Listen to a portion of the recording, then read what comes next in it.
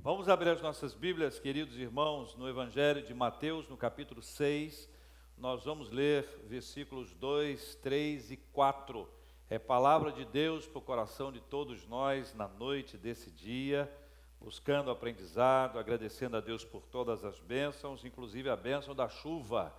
A bênção da chuva que chega para trazer vida para a nossa natureza. Ficar preso no trânsito não é bom, mas ficar preso no hospital é pior. Sim ou não? Concorda comigo ou não? Hein? Toda vez que você ficar preso no trânsito, lembra, podia ter ficado preso no hospital. Deus me livre. Aí se você estiver no hospital, você vai dizer, poxa, eu queria estar soltinho para estar preso no trânsito. Mas se você estiver preso no trânsito, se você estiver preso no hospital, lembra, podia ser pior. Você podia estar preso no presídio. Aí fica muito pior. Então, vamos parar por aqui que está bom demais, né, irmãos? Até lá a gente vai, a gente volta e nós estamos prontos para continuar. Graças a Deus porque você está aqui e graças a Deus que você está nos acompanhando pela internet, quem está nos acompanhando pelo YouTube, pelo Facebook, seja muito bem-vindo à Igreja Presbiteriana das Américas. Nós nos reunimos às quintas e aos domingos, quinta-feira às 8 horas e aos domingos às 10h30 da manhã e às 7 horas da noite. Palavra de Deus aberta, vamos ler juntos, irmãos? Mateus capítulo 6, versículos 2, 3 e 4, assim nos diz a palavra de Deus. Quando, pois, deres esmola, não toquem trombeta diante de ti, como fazem os hipócritas, nas sinagogas e nas ruas, para serem glorificados pelos homens. Em verdade vos digo que eles já receberam a recompensa. Tu, porém, ao dares a esmola, ignore a tua mão esquerda o que faz a tua mão direita, para que a tua esmola fique em secreto. Finalzinho juntos. E teu Pai, que vem em secreto, te recompensará. Teu Pai, que te vem em secreto, te recompensará. Nessa perspectiva, e lendo e caminhando de forma expositiva, a ideia da frase inicial é muito importante para a nossa reflexão. A introdução, quando, pois, deres esmola. Primeiro que a doação, quando deres, a doação é um ato de generosidade que, segundo o cristianismo, deve ter dois focos. A doação é um ato de generosidade que, segundo o cristianismo, deve ter dois focos. O primeiro foco é Deus. Deus. Deus já me abençoou, e porque Deus já me abençoou, eu posso abençoar alguém. Deus me deu, e porque Deus me deu, eu posso compartilhar. Eu recebi de Deus, e porque eu recebi de Deus, eu posso doar. Então, o primeiro foco, dentro da perspectiva do cristianismo, que trabalha a generosidade, a doação, é Deus. O segundo foco é o próximo. Nós fazemos para alguém. Nós recebemos de Deus e fazemos para alguém. Esse alguém é o nosso próximo. O nosso próximo é alguém necessitado, carente, ou por alguma coisa, ou por algum tipo de questão alimentar, questão de roupa, enfim, de alguma forma eu faço uma doação. Essa doação, portanto, tem dois focos iniciais. Primeiro, Deus, porque eu recebi dele. Segundo, o meu próximo, porque eu posso ser uma bênção na vida dele, em razão de ter sido abençoado por Deus. Quando a doação custa alguma coisa, ela deixou de ser doação. A lógica da doação é que ela não custa nada. A lógica da doação é que ela é gratuita, é que ela é uma oferta. Mas existem certas doações, entre aspas, que ela tem um custo. E esse custo pode produzir uma ideia de manipulação, ou seja, alguém que doou pode manipular a circunstância para o seu próprio benefício. É aquilo que os psicólogos chamam de ganho. Alguém que doa pode ter um certo ganho. Vou exemplificar. Na nossa primeira edição do projeto Conexões, lá em 1519, mais ou menos, você sabe que é de onde eu venho, nós fomos a uma igreja chamada Assembleia de Deus do bairro Morrinho, em Austin. E lá nós levamos um grande grupo de irmãos e de irmãs que para lá fomos realizar a obra de Deus e tivemos uma participação expressiva de amigos nossos, ainda não cristãos, que puderam participar. Na volta de lá, conversando com uma dessas pessoas que lá esteve conosco, não cristão ainda, àquela época, essa pessoa me disse: olha, eu gosto muito de fazer esse tipo de trabalho, eu me sinto muito bem. A doação que esta pessoa fez trazia para ela o benefício de se sentir bem. Nós devemos nos sentir bem, mas quando sentir-se bem é o nosso fim, é o nosso propósito, é o nosso objetivo, deixou de ser uma doação, porque, na verdade, quem está ganhando sou eu, porque eu estou me sentindo bem. A doação é diferente disso, eu expliquei. Eu disse: olha, nós não fazemos isso para nós nos sentirmos bem. Nós nos sentimos bem, mas nós não fazemos isso para nos sentirmos bem. Nós fazemos isso por amor ao próximo. E este amor ao próximo é o que deve conduzir toda e qualquer doação da nossa vida. Neste texto, a doação era esmola. Então, Jesus diz: olha, quando, pois, deres esmola, e assim como a gente tem várias palavras com significados diferentes, e até do ponto de vista histórico, também há uma diferença importante aqui para ser apresentada. Esmola nos dias de Cristo.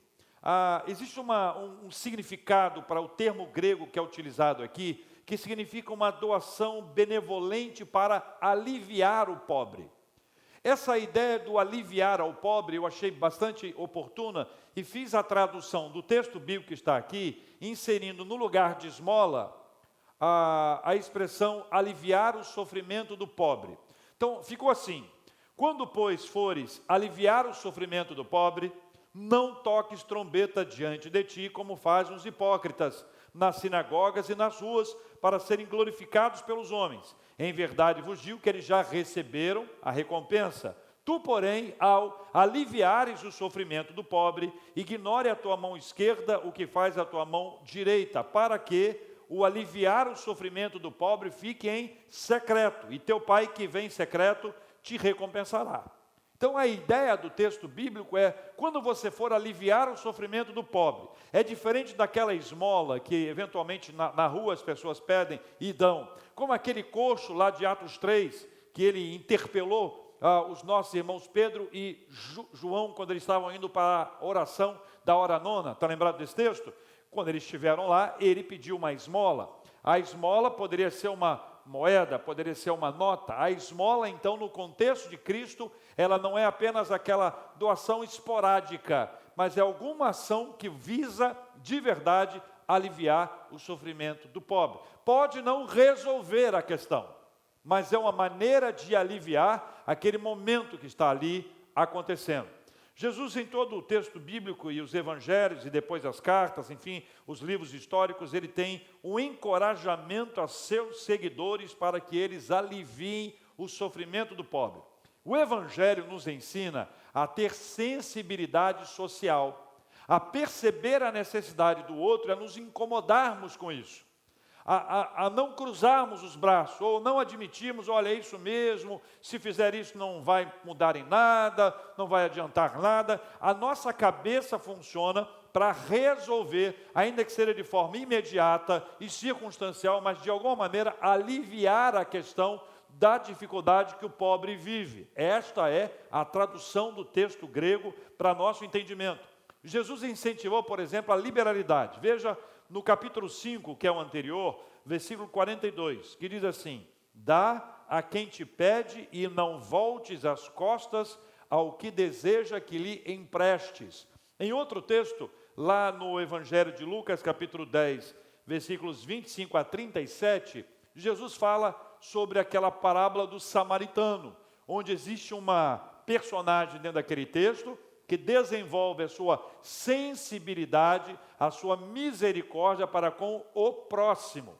Toma esse próximo, cuida dele imediatamente, leva para uma hospedaria, paga a conta daquela hospedaria e depois volta e diz: olha, se ele ficar devendo alguma coisa, eu pagarei na volta. Um parênteses histórico aqui que é importante. Se esta conta da hospedaria não fosse paga, aquele moço, aquela pessoa que foi ferida, machucada, estava ali à beira da morte, ela responderia por aquela dívida com a sua própria vida. Então, não é apenas alguém que diz, olha, depois eu passo aqui e pago. É alguém que estava dizendo literalmente, vou salvar a vida desse rapaz aqui, desse homem, e depois vou comprá-lo, ou seja, vou pagar a sua dívida. Ele não deverá nada. Eu estou assumindo o lugar da dívida dele. Eu o resgato e eu o salvo da sua dívida. Veja como aponta para Cristo.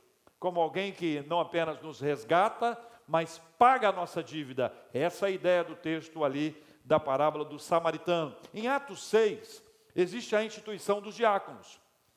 A diaconia foi instituída na Bíblia em razão da reclamação por conta do crescimento da igreja, que algumas pessoas estavam sendo desassistidas materialmente. Por conta disso, é instituída esse ofício diaconal, foi o primeiro ofício a ser instituído, e as pessoas passam a servir as pessoas para que ninguém ficasse desassistido. Ou seja, aliviar o sofrimento do pobre, ter sensibilidade social, é algo que deve estar presente na vida cristã. Só que agora, na sequência do texto, Jesus ensina que a prática de doar esmolas, de aliviar o sofrimento do pobre, de servir ao próximo, deve ser algo presente na nossa vida, porém, deve existir um profundo zelo para nós não agirmos como os hipócritas.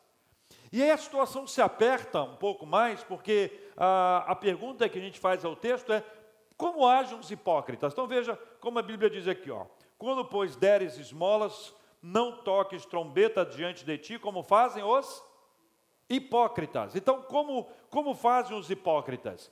Primeiro, os hipócritas fazem das doações um espetáculo. Eles fazem das doações um show. Eles trazem para cima deles o holofote, para que eles sejam percebidos, para que eles sejam vistos, porque eles têm um objetivo que o texto conta qual é o objetivo deles. Entenda que a ideia de tocar trombeta não é literal, é um sentido figurado de alguém que busca o reconhecimento, de alguém que busca os aplausos. Para eles, aqui, o palco desse espetáculo é exemplificado com dois lugares importantes. O primeiro deles é a sinagoga, veja o texto, nas sinagogas e nas ruas. O primeiro é na sinagoga, que é o ambiente religioso. Dentro desse ambiente religioso, existia uma prática de servir as pessoas, de dar esmolas, de tentar ou procurar aliviar o sofrimento do pobre, mas com o objetivo de reconhecimento. Jesus diz que quem faz isso é um hipócrita. Mas havia também o espetáculo que acontecia nas ruas, ou seja, no ambiente público, no lugar de visibilidade ostensiva. Nesse lugar também, Jesus fala que aqueles que fazem esse tipo de ato, que é um ato que poderia ser compreendido como um ato de misericórdia, mas faz diante das pessoas para que elas vejam, ele diz que este é um ato de hipocrisia. O objetivo fica absolutamente claro na parte B do versículo 2. Sinagogas e nas ruas para quê? Leiam comigo. Para serem glorificados pelos homens. E aqui está a raiz do problema. A busca pela glória. Esta é a raiz do problema que nós temos aqui. Todo mundo deseja, em algum nível equilibrado, o reconhecimento humano, a valorização pelos seus atos, a gratidão por uma coisa boa que foi feita. Mas, quando se trata de buscar pela glória, isso constitui um problema teológico. A busca da glória, de uma glória que é devida somente a Deus, é um problema teológico. É uma circunstância que deve ser reavaliada na nossa vida. Então, volte no texto.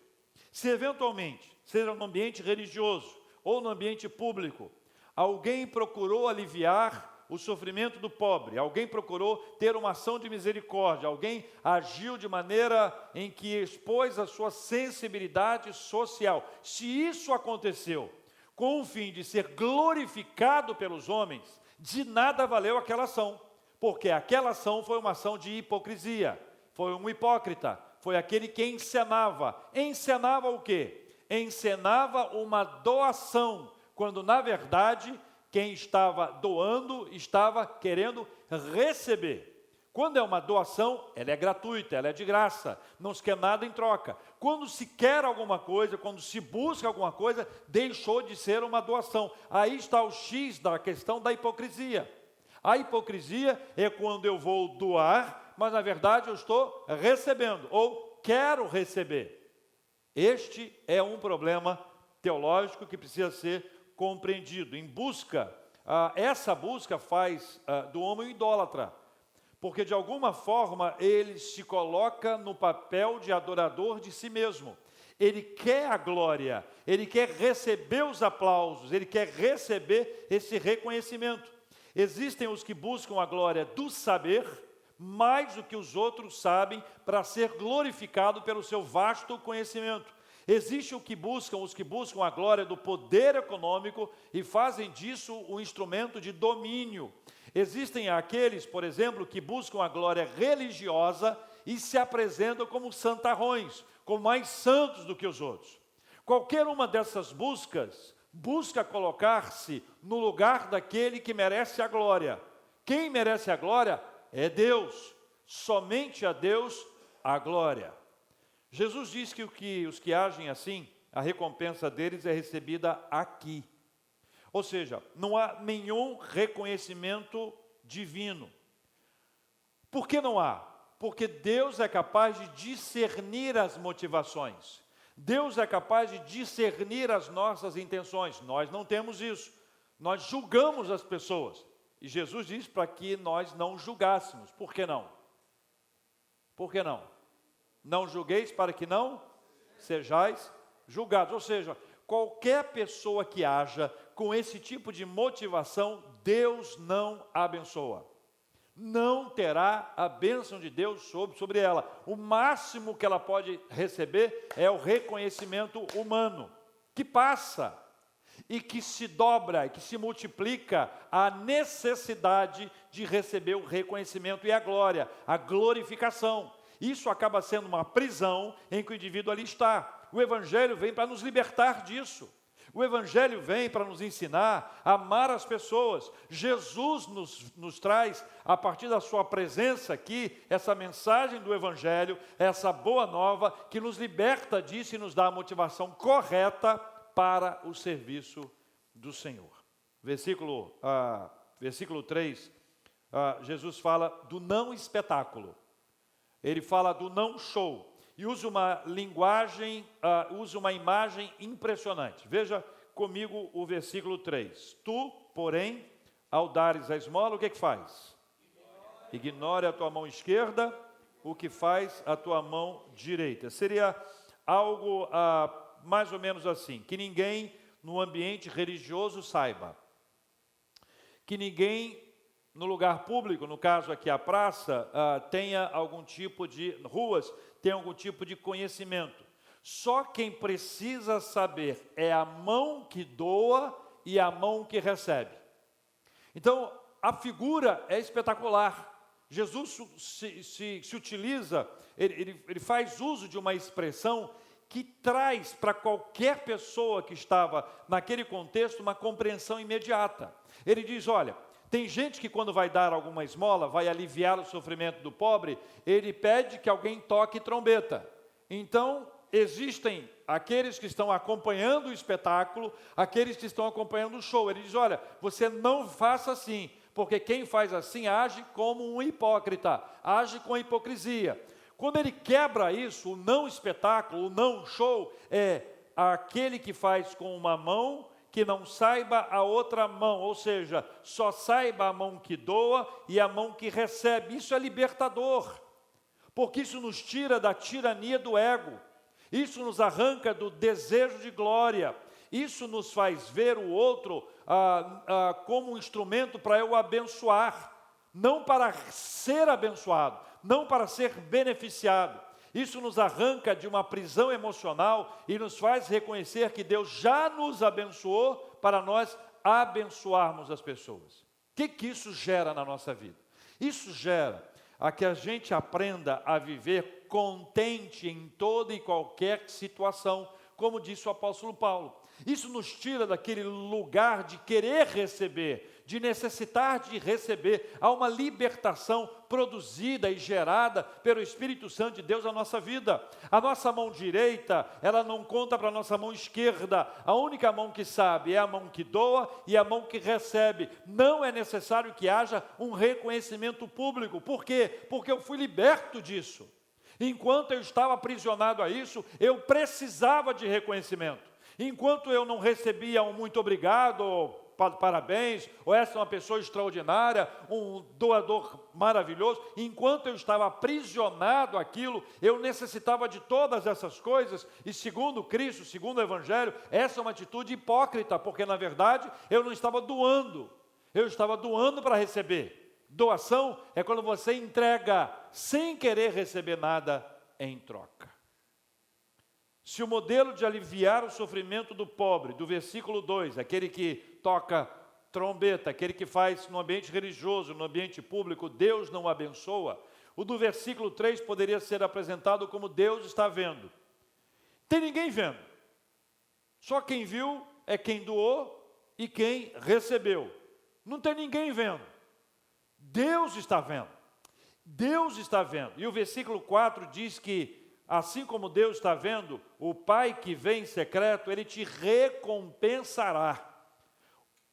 O Pai que vê em secreto te recompensará. E essa frase é fantástica. Essa frase é extraordinária. Jesus fecha o raciocínio dele, ele complementa, ele conclui. Primeiro ele fala, olha, os hipócritas agem assim.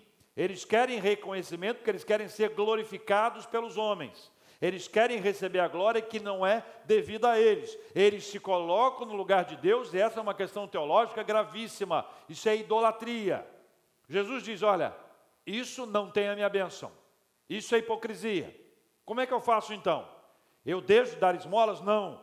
Quando você der esmolas, não saiba uma mão o que faz a outra mão. Ou seja, só sabe a mão que doa e a mão que recebe. Não tem ninguém vendo. Deus está vendo. E o nosso Deus está vendo, Ele nos recompensa. Essa é a frase final. Pai que vem em secreto te recompensará. Então o que acontece? Os que têm uma visão materialista poderão pensar em retorno de seu investimento. Quando diz assim, Pai que te vem em secreto te recompensará. Materialistas pensam, então está aí o X da questão, esse é o ponto, né? Materialistas pensam em retorno do seu investimento, materialistas pensam em recompensa material, materialistas pensam em troca, materialistas pensam em barganha com Deus, porque eu dei, se eu dei, eu vou receber, então teu Pai que te vê em secreto te recompensará. Se é uma recompensa, se eu estou dando uma coisa material, eu quero receber uma recompensa material. Materialistas pensam assim. Mas não é isso que o Evangelho ensina. O Evangelho ensina que a recompensa anunciada por Jesus Cristo, ela é espiritual. Sobretudo espiritual. E ela resulta da oportunidade de estarmos na presença do Pai. Então veja, teu Pai que te vê em secreto te recompensará. A recompensa é a presença do Pai. A recompensa é sermos acolhidos na presença do Pai. A recompensa é sermos recebidos diante do Pai. Os benefícios espirituais da presença do Pai, ou de estarmos na presença dEle, gera na nossa vida essa recompensa. Esse é o retorno. Essa é a troca que Deus nos dá. Não é uma questão material de recebermos isso, aquilo ou aquilo outro. O grande ponto é, quando eu faço uma doação daquela que Deus não abençoa, que é uma atitude hipócrita, e eu troco essa atitude pela atitude do Deus está vendo, que uma mão sabe e a outra mão não sabe, só sabe a mão que doa e a mão que recebe, o resultado disso é Deus está presente. Na presença de Deus nós somos abençoados. E quando eu sou abençoado espiritualmente, a minha vida espiritual é abençoada, os meus olhos são abertos, eu posso ter grandes estratégias, portas que se abrem na presença de Deus para que eu possa avançar em todas as outras áreas da minha vida. Mas o meu ponto não é faço para receber, faço porque já recebi. E porque eu recebi, eu fui abençoado, eu vou abençoar. O desafio para nós hoje, entendermos a partir do Evangelho de Cristo, todo o processo que existe de misericórdia, de ação social, de sensibilidade com a dor alheia, ou até especificamente, para ficar no texto, aliviar o sofrimento do pobre. Por que eu faço o que eu faço? Por que eu ajo dessa forma? Nós não podemos julgar as pessoas se estão agindo de maneira hipócrita ou não. Deus está vendo. E Deus que está vendo, sabe que aquele que faz para receber, que está doando para receber, não doou absolutamente nada. Ele está recebendo. E vai receber aqui, nesta vida. Deus está vendo, mas Deus não abençoa. Não é isso que Deus tem para nós. O que Ele tem para nós é muito maior do que isso. É espiritual. E esta presença espiritual de Deus, ao nos receber na sua presença, ao estar conosco, onde nós estamos, ao saber aquilo que está motivando a nossa vida, deve nos levar a buscar ao Senhor. Até porque, meus irmãos, na sequência do texto, no versículos 19 até 21, diz que aonde está o nosso tesouro, aí estará o nosso coração, não é? Até tem um cântico antigo, lembra, Alessandro? Lá está o meu tesouro, lá onde não há choro. Toca, Alessandro, essa música ou não? É? Não nesse tom, né? Eu entendi. Vai, Júnior.